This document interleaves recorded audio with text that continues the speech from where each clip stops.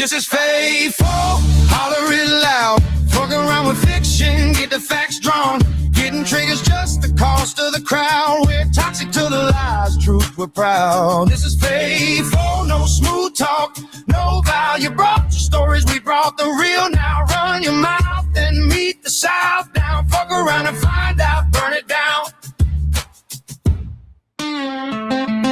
Muddy water don't care about your brand new shoes. And facts don't care which team you choose. You can label me a problem, go on and try, but the numbers don't stutter and the records don't lie. Paris should have been celebrating. Instead, parts of it looked like it was hit by a war zone. Like the whole city just became a war zone. And this wasn't some massive violent uprising. No. This was after Paris Saint-Germain captured another UEFA Champions League title. That's right, it's a soccer game. Tens of thousands of fans flooded into the streets. Fireworks exploded overhead. Car horns echoed through the city. Fans waved flags, climbed onto monuments, and celebrated what should have been one of the greatest nights in the club's history. And for a brief moment, it looked like exactly what sports are supposed to create: unity, excitement, and shared joy. But then something changed. Cars were set on fire. Businesses were vandalized. Police officers were attacked. Looters appeared.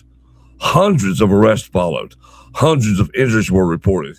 And one man lost his life amid the chaos. And that's where the questions begin. This wasn't a political protest. This wasn't a revolution. This wasn't a war. This was a sports victory. The team won. Everybody should have been happy. So how does happiness become destruction? How does celebration become violence? Why does this same pattern seem to repeat itself over and over again across the world? Tonight, we're using the PSG riots as the launching point for a much larger discussion about mob mentality, social breakdown, crowd psychology, and the growing normalization of riots in modern society. Because whether it's sports, politics, social movements, or public demonstrations, we keep seeing the same thing happen. Large crowds gather, emotions intensify, accountability disappears, and suddenly chaos takes over.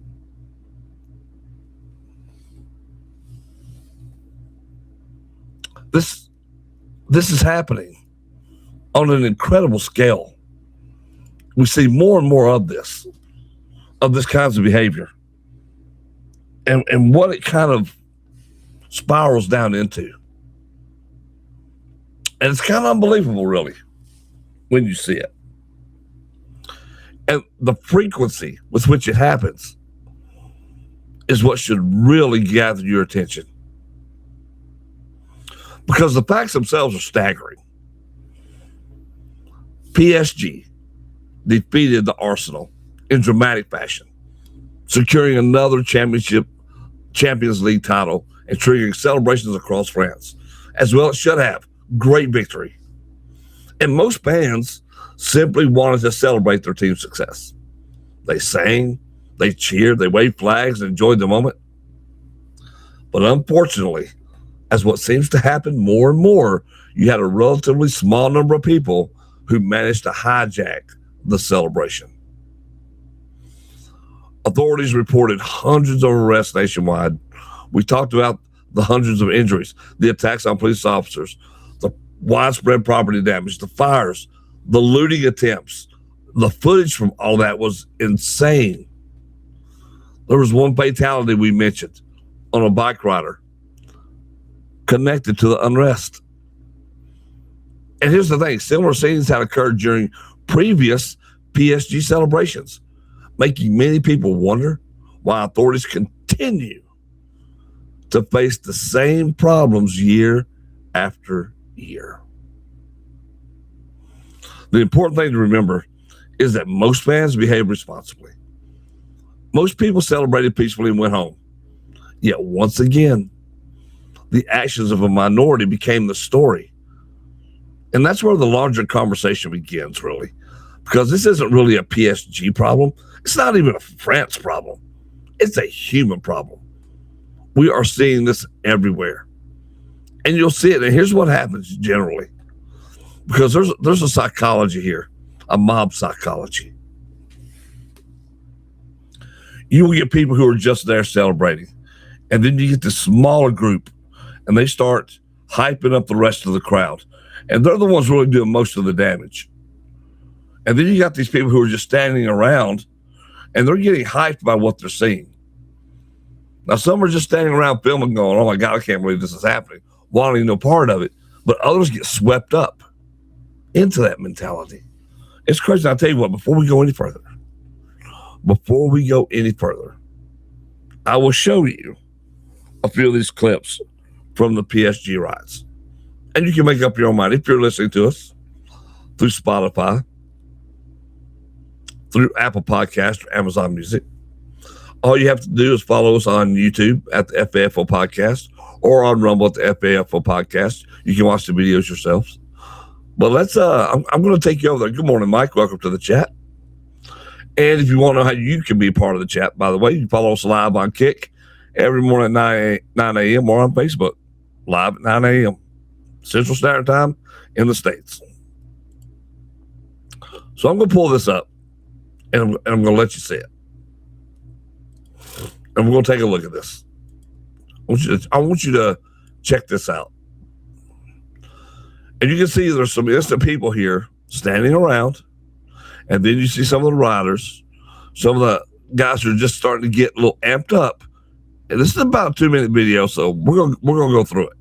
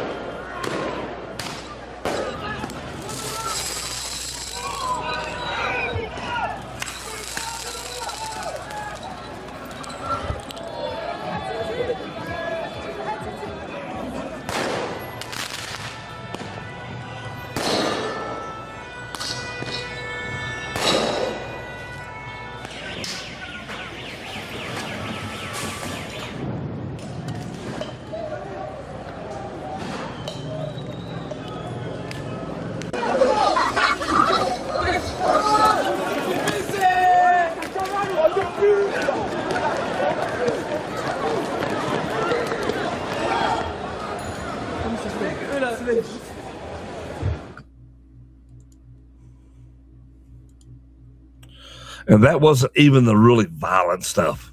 That was the minuscule stuff you watched right there. And what did you notice, though, about that? There's a reason I played that one. What did you notice about it? Young people. Mostly all young people. Active foolish. Thinking it's fun to destroy property, to create chaos. That's mostly what you saw out of that image, out of that little 1-minute video. See, there's an old observation from 19th century writer Charles Mackay that remains remarkably relevant today. Men think in herds. They go mad in herds while they only recover their senses slowly and one by one. Now, whether every word of that is perfectly accurate or not, the underlying principle remains fascinating.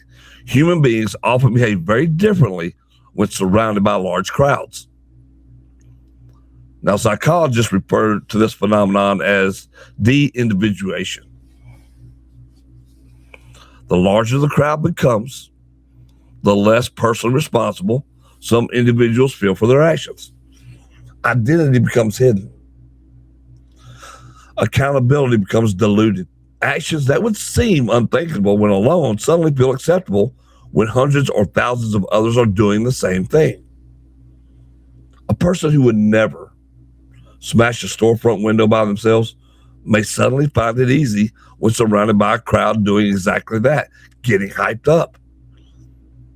A person who would never attack a police officer alone may feel emboldened by the numbers. The crowd is what creates a sense of protection while simultaneously weakening personal responsibility. And in many ways, the crowd becomes its own organism, its own personality, its own momentum.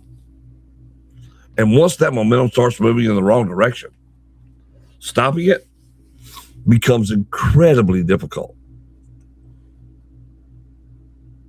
And so that begs the question, why does this keep happening? And I think it's because one of the most uncomfortable truths about riots is that they are rarely about the triggering event itself. The event, often and simply, is just a spark. Like the PSG, sometimes it's just a championship victory. Sometimes it's a political rally. Sometimes it's a controversial court ruling. Sometimes it does start off with a simple protest. But beneath the surface of that, there are often deeper issues at play, whether it's frustration, resentment, alienation, boredom, anger, and an increasing desire for excitement in a society that constantly seeks stimulation. Now, for some people, chaos becomes entertainment. Modern culture has created an audience for disorder. Every riot now comes with smartphones, live streams, social media clips, and millions of viewers. Destruction becomes content. Violence becomes viral. Disorder becomes something people consume like entertainment. And once people realize they have an audience, some begin performing for it. The riot itself becomes the attraction.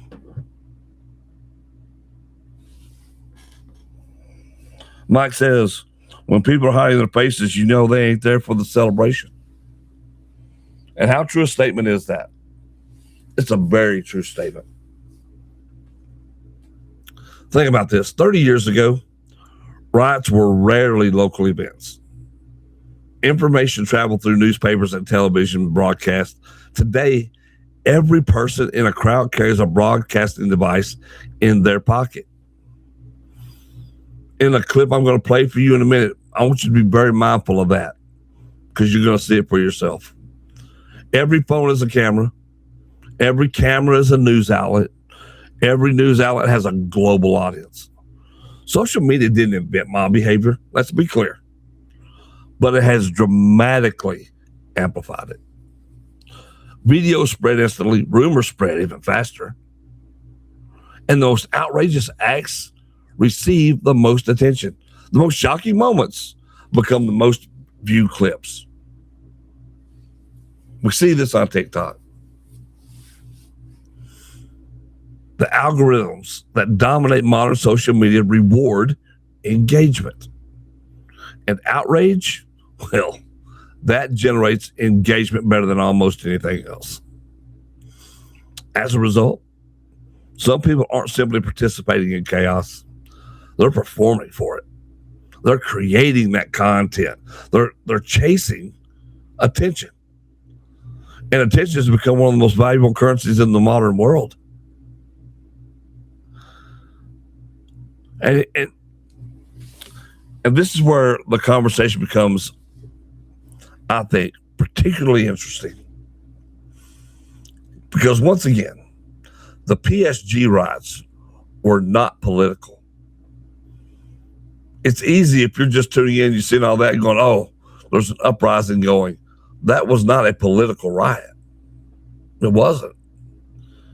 Yet many of the behaviors we witnessed have appeared in political riots, protests, street violence around the world. I'm going to show you another clip. This one.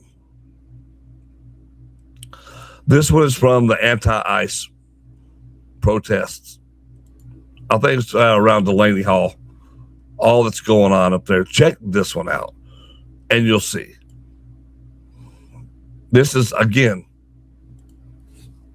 I want you to take a look. Look at how many people in these clips, by the way, have phone cameras. It's a fascinating video. Let's go.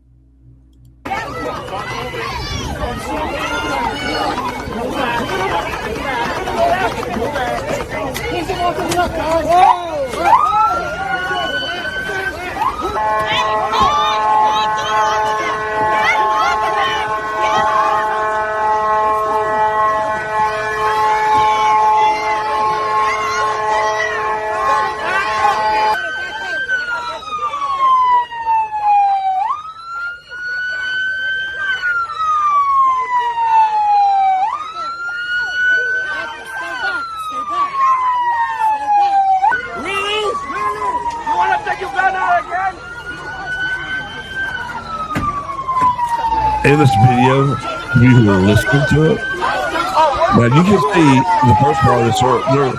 These people are just standing back. You got a few that are getting in the faces.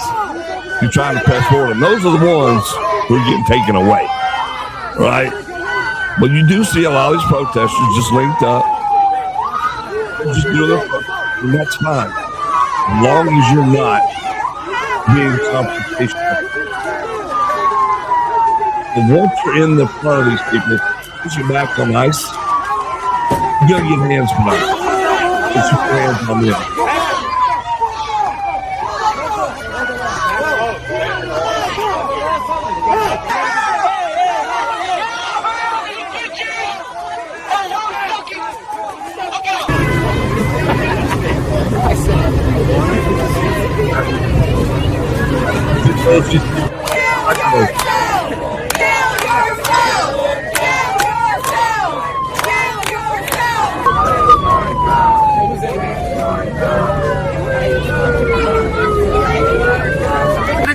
It's no detainees. I will go and assess and make sure that there are no detainees in there. These are vehicles where the staff, as well as these people, every single vehicle.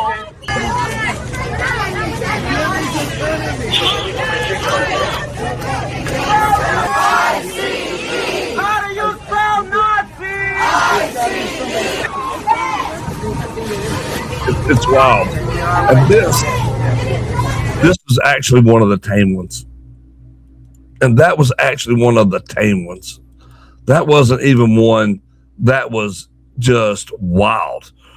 If you want to see the wild stuff, let me show you the difference between that, where it was mild, and then what happens later, how it ramps up. Now, do you want to see it ramped up? Let me show you what it looks like ramped up here. I showed you that one. Now check this out. Now check this out.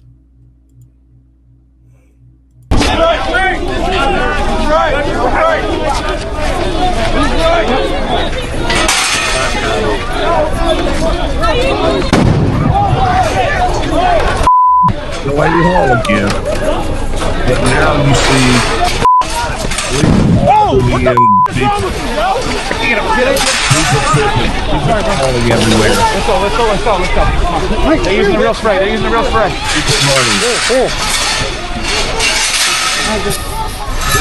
The police are clearing them out.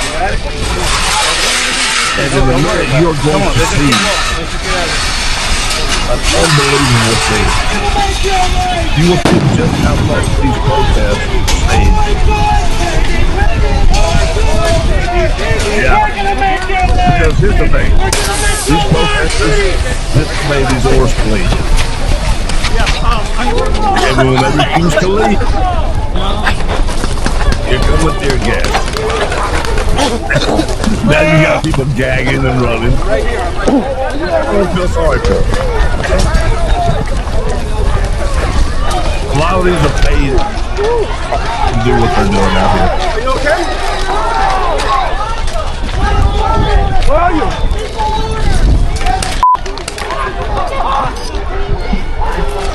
You have officers on horseback. Now look at all of this equipment you see. All of these supplies out here. Again, very, very organized, this protest. And they abandoned probably thousands of dollars worth of supplies.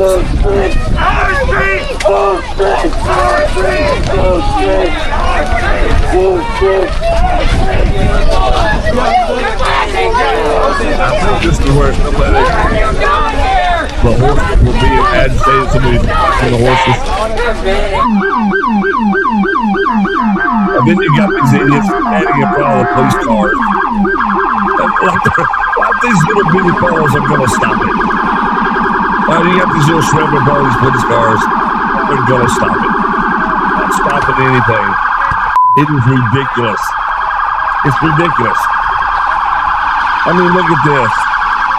It's crazy, folks. Crazy what we're living in. And you saw it right there. Mike says, my sister and I don't talk anymore because I support ICE. Humans want turmoil. We live for war. If there isn't any, we create it. And that's not wrong. That's not wrong. It sits right there. The proof is in front of you. So when we talk about this, well, like take these incidents involving individuals identifying with Antifa, right? And these other activist groups. And we're talking about these extremist activist groups. Over the past several years, there have been many documented cases involving attacks on police officers, assaults on federal agents, vandalism, arson, destruction of businesses, and direct confrontations with law enforcement. There have also been incidents involving attacks on ICE facilities and personnel where protesters crossed the line from demonstration into violence. Like, you have a right to protest. You absolutely do. And you should exercise that right if you feel strongly about something. But you don't get the right to commit violence on law enforcement officers. You don't get the right to burn down a city. And yet, it seems like we've given people these rights. Now, at first glance, these situations seem completely different from the sports riots. I mean, one involves politics, the other involves sports, right? One is driven by ideology, the other is driven by fandom. But if you zoom out and examine the underlying behavior, the similarities become difficult to ignore. In both situations, you often find what? You find large crowds, emotional intensity, weakened accountability, group identity, social reinforcement, and a minority willing to escalate events into violence. Now, the slogans may be different. The flags may be different. The cause may be different. But the psychology often looks remarkably similar. People who would never throw a brick alone suddenly throw one because everyone around them is doing it. People who would never attack an officer by themselves, they suddenly feel justified because why? The crowd approves. People who would never destroy a business alone convince themselves it's acceptable because they no longer see themselves as individuals. The crowd becomes the excuse. The crowd becomes the justification. The crowd becomes the shield. And that is one of the most dangerous aspects of mob mentality. This isn't about whether one cause is right or wrong. It's about recognizing the violence that tends to produce the same outcome regardless of the reason behind it. Businesses are damaged. Workers lose income. Communities suffer. Emergency responders get injured. Taxpayers foot the bill, and ordinary citizens are left cleaning up the mess while these idiots vamoose. So we had a discussion yesterday, me and some buddies, and we were talking about this big city versus small town mentality. And one question that frequently arises is why these incidents seem far more common in major urban centers than in smaller communities. And part of the answer to that is simple mathematics. I mean, larger cities contain what? Larger crowds, greater anonymity, and more opportunities for people to disappear into the mass of humanity right around them. In a small town, people know each other. If somebody smashes a storefront, there's a good chance the neighbors are going to know who they are. Their family knows, their employer knows. Accountability exists because relationships exist. But large cities, again, they often pride that anonymity, and anonymity can be dangerous. When people feel invisible,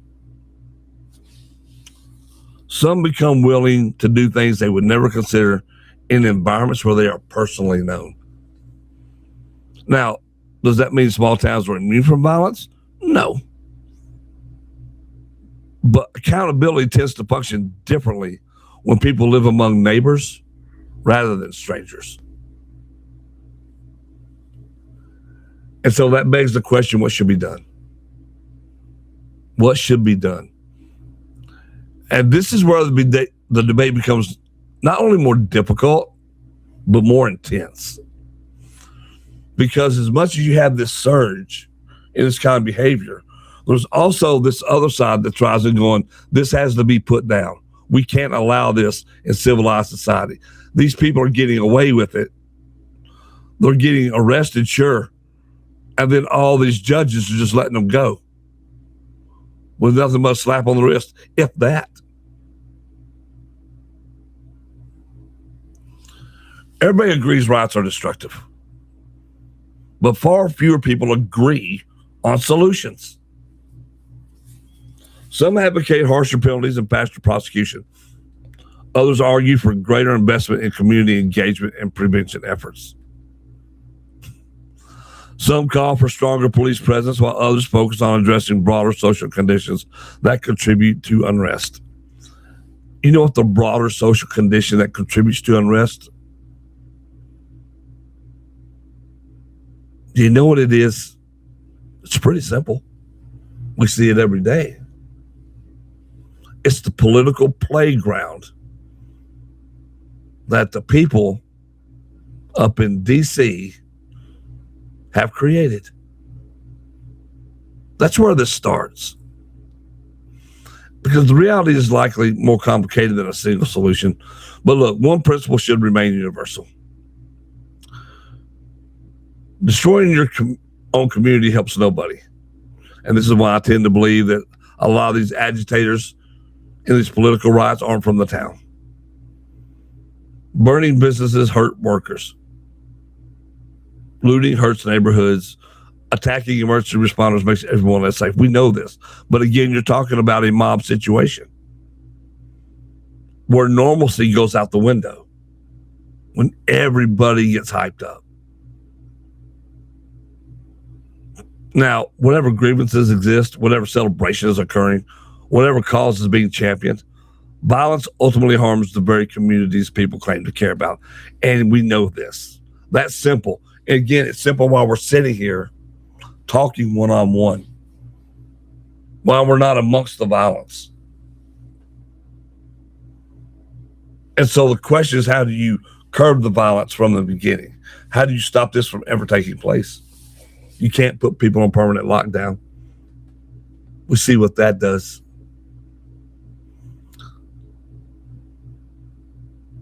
And so as I look at the bigger FAFO moment of this, like the PSG riots are not ultimately a story about soccer. They're a story about modern society. They are a story about what happens when accountability weakens and crowd behavior intensifies. Like social media amplifies every action, and individuals surrender responsibility to the collective. I have seen people who I thought and who I believed, and I'm sure there are many people involved in this, who you would think on a normal basis are level-headed, too smart to do this, and yet there they are. Why? Because every riot begins with a handful of people crossing a line, and then others follow. Momentum builds, and suddenly a celebration becomes a disaster. A protest becomes a riot. A crowd becomes a mob. And I think the true FAFO lesson is simple here. Civilizations are not usually destroyed by one massive event. They are weakened by countless smaller moments when people stop respecting the rules that allow millions of strangers to live together peacefully. He says they never got the asses whooped and have to suffer the consequences for their actions. I'm a fan of the punishment fitting the crime or wrongdoing. And I agree. Mike says, when the government outlaws spanking your unruly children, I saw the future. We live in it now. I agree with that 100%. Yeah. 100% I agree with that. Spare the rod, spoil the child. And we've done that in mass in the society. You look at J6, how they loved calling that insurrection, which it wasn't. But can you consider it a riot? Sure, I guess. But look how peaceful people were for the most part, and then you had the section of people who weren't. And that gets blown out into everything else. I mean, good Lord, remember the freaking George Floyd riots and all that? Didn't none of them people care about George Floyd? Because it wasn't about George Floyd. It was about to them what George Floyd represented. They hated cops. They're told to hate cops. You can't like cops. You had a cop that messed up big time, cost a man his life. And you could argue the man cost himself his life too, by acting foolish and just not doing what he was told to do. There's lots of blame to go around.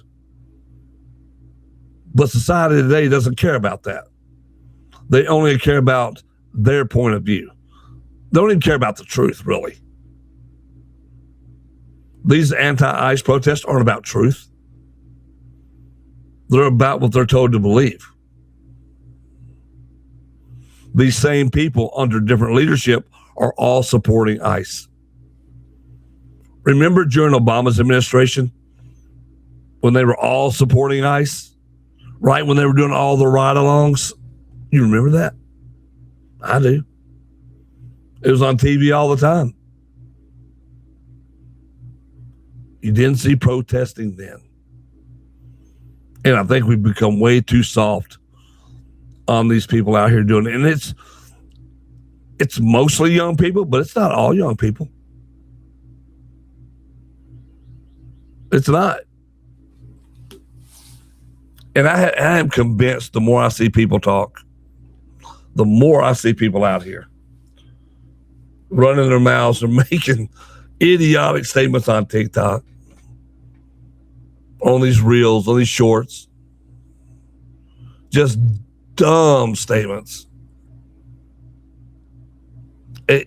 It's no wonder society is in the mess that it is. Because you have too many ignorant people dressed up as knowledgeable people. And that's dangerous. The most dangerous person in the world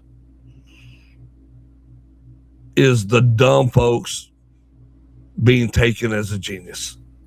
And we see it. We see it in Hollywood.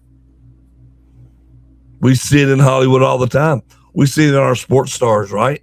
We hold these actors, actresses, these sports icons up as the pillars of global purity. And they're not. They're not. These aren't geniuses up here. They don't have a better handle on the world because they make more money than you do. And yeah, I think at the end of the day, the most PSG fans simply wanted to celebrate a championship. And I think most protesters who attend demonstrations want to express themselves peacefully. They want their voices to be heard. And that's our right to do that. And I think most people attending public gatherings have no interest in violence. The problem is time and time again, a relatively small number of individuals manage to transform these celebrations into destruction and expression into chaos. Some turn them into looting events. They see it as an opportunity. Who want it to turn into chaos for their own personal gain. And that's the tragedy. Because winning should bring people together. Celebrations should strengthen communities. Public gatherings should bind connections. Instead, we increasingly find ourselves asking whether any large crowd can remain peaceful for long. And not because most people want violence, because enough people do. And until society confronts the reality, honestly, we'll continue watching the same story unfold. It'll be in a different city, in a different crowd, a different cause, but it's going to be the same outcome. And the rest of us will be watching our phones, our computers, looking at footage going, what in the hell is happening? How are these people so stupid, and how are people getting away with this? And I don't see any end in sight. I think this continues. It continues until, unfortunately, the government has to do what they have to do. And that's squash it all. The true measure of a society isn't how it celebrates victory. It's whether we can celebrate victory without destroying ourselves. And I think that's the biggest question of all. I think another issue is people think their actions have lesser effects when they're in larger crowds, like smashing a window. They feel like it'll be overlooked because 50 other people are conducting themselves in the same way. I agree with you. That is true. Recently here in the UK, a man was stabbed by a sheep man and arrested because the sheep man claims he racially abused him, and he was handcuffed while bleeding to death. And how crazy is that? I mean, how crazy is that? Well, he says when smart people know how to control small-minded people, they can get them to do whatever they want. And January 6th is the biggest example, and I agree with you 100%. 100% I agree. And we see it time and time again. Most of us just want to live in peace. If I disagree with you, we can have the conversation. You want change, vote it in and vote it out. You can do that. People say, well, it's not going to matter. You know what doesn't matter is when you don't show up to the polls to do it. If you don't like what the person supposed to represent you is, vote them out of office. Now, I believe there should be term limits. People ought to be up there trying to get things done for the people. That's why they're called representatives. It's not representative when they don't do the things you vote them in for.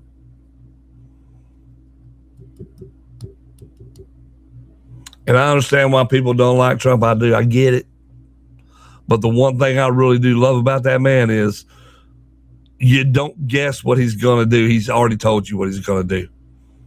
He doesn't lie about it. He simply does what he says he's going to do. And I would at least prefer somebody being honest with me than continually lying and me have to be disappointed all over again. And it's time we got this shit under control because it's out of control. And that beautiful city got tore up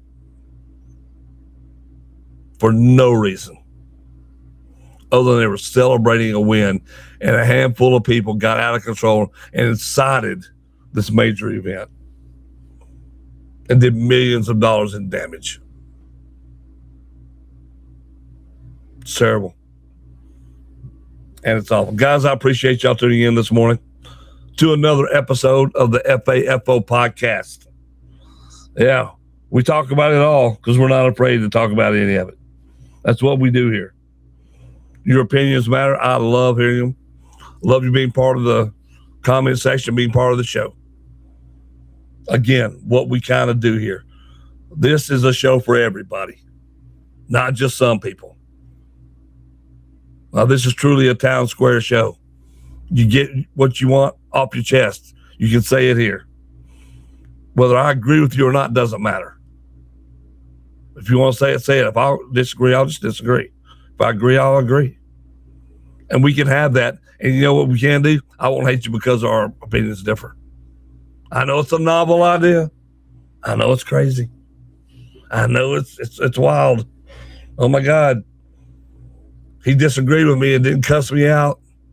Didn't kick me off the platform. Just said, hey, well, we agree to disagree. That's fine. Because there will be other things we probably will agree on. And that's fine too. But that's what this show is all about. You can follow us on Spotify, Amazon Podcast, Apple Podcast, Amazon Music. And of course, live on Kick, live on Facebook. We'll be on YouTube later on the day. The show comes back on there. And on Rumble. We're trying to be everywhere. I will be, Mike, speaking of that, I'm doing my best to have the After Dark lunch show today. It won't be on the main channel, so it'll be on the alt channel. So it probably won't be as big a group. But I am going to do my best to make sure that happens at the same time today. So, guys, I appreciate it. We'll be back here tomorrow, 9 a.m., right here with another show, different topics, different things. Hope to see you there. Until then, you are listening to the Fuck Around and Find Out podcast. Facts, truth, no BS. Let's effing go.